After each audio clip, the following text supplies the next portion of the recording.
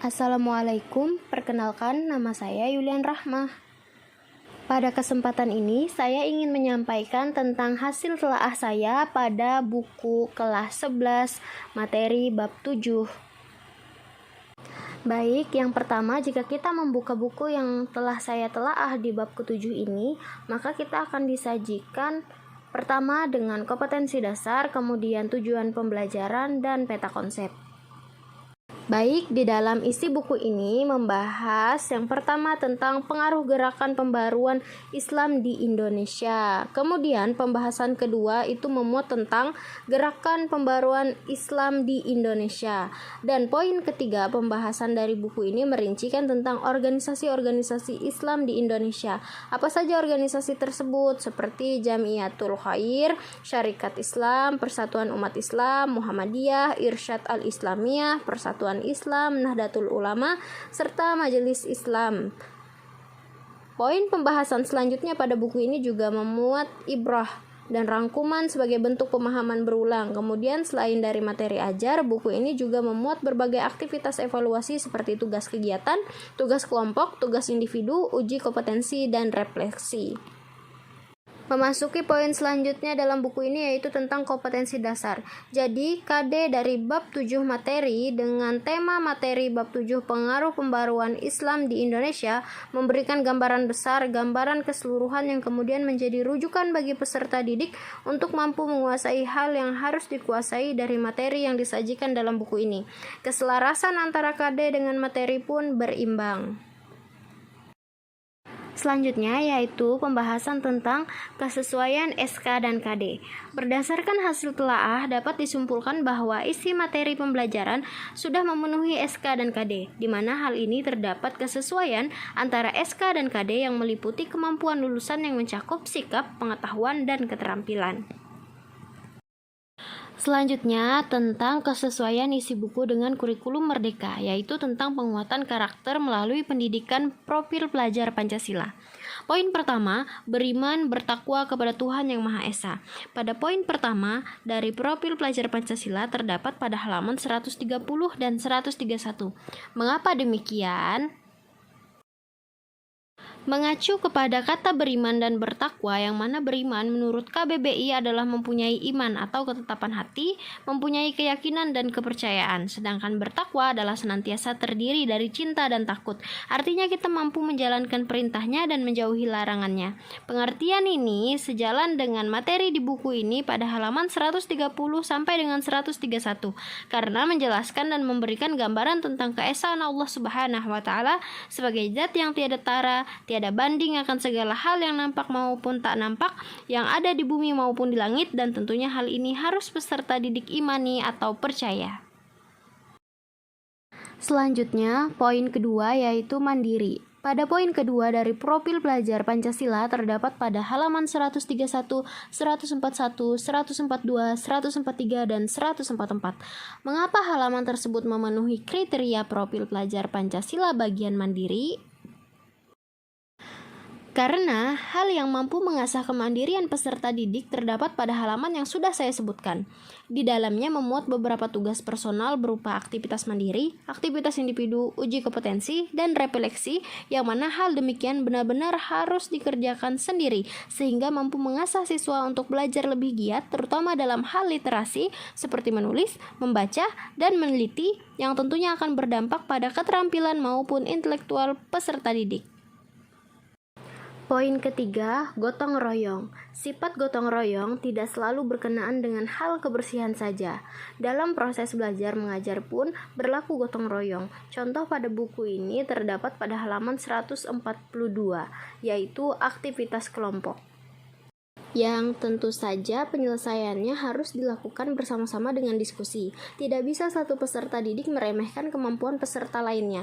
Dikarenakan itu tugas kelompok, maka yang jadi penilaian utama adalah kelompok tersebut. Sehingga hal demikian memberikan pengajaran kepada siswa agar saling bahu-membahu, membantu, dan juga menyadari bahwa setiap orang memiliki peranan pentingnya masing-masing yang apabila diperdayakan akan menghasilkan hal yang luar biasa. Selanjutnya, berkebinekaan global. Berdasarkan pengertian dan contoh berkebinekaan global, maka saya simpulkan pada buku ini tidak terdapat atau tidak memuat hal-hal yang mengacu kepada berkebinekaan global. Selanjutnya, bernalar kritis. Pada poin kelima dari profil pelajar Pancasila terdapat pada halaman 131, 141, 142, 143, dan 144.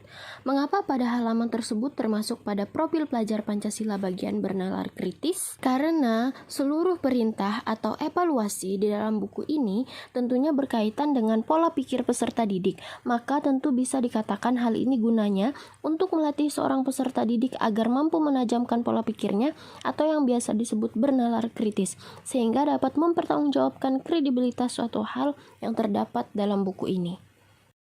Poin kreatif. Pada poin ke-6 dari profil pelajar Pancasila terdapat pada halaman 131 dan 142. Karena di buku memuat evaluasi berupa memberikan kesimpulan terhadap suatu ayat dan memberikan cerita singkat biografi seseorang.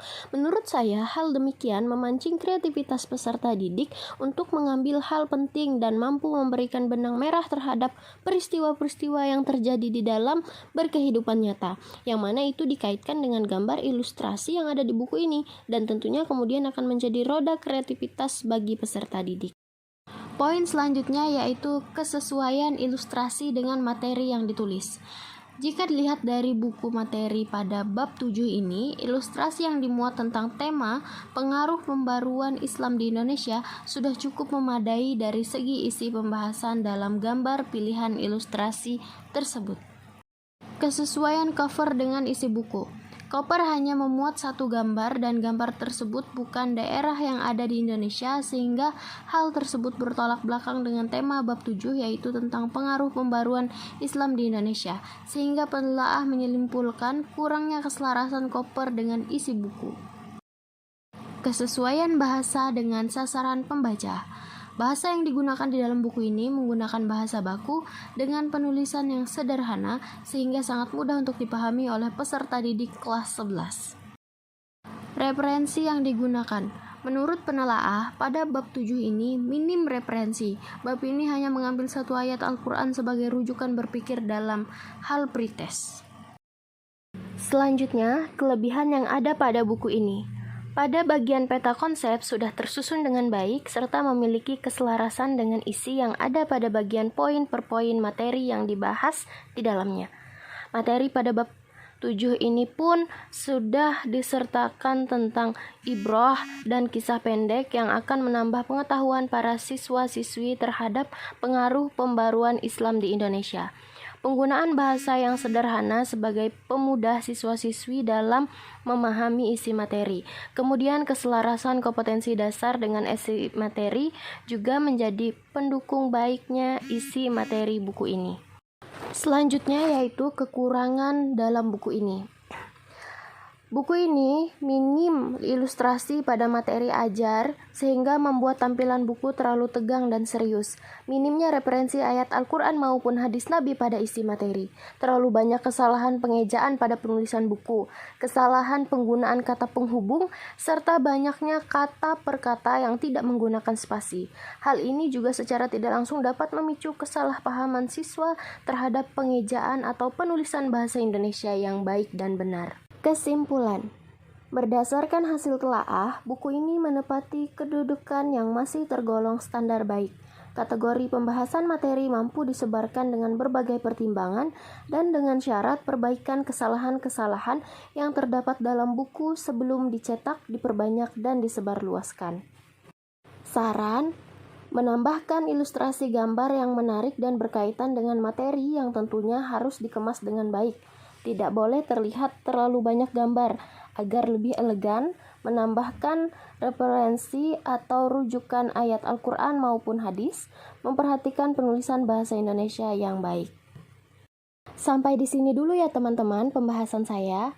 Sengaja tidak saya taruh gambar di telaahan buku di dalam video ini agar teman-teman juga mampu merefleksikan diri untuk mencari tahu kredibilitas dalam penyampaian saya.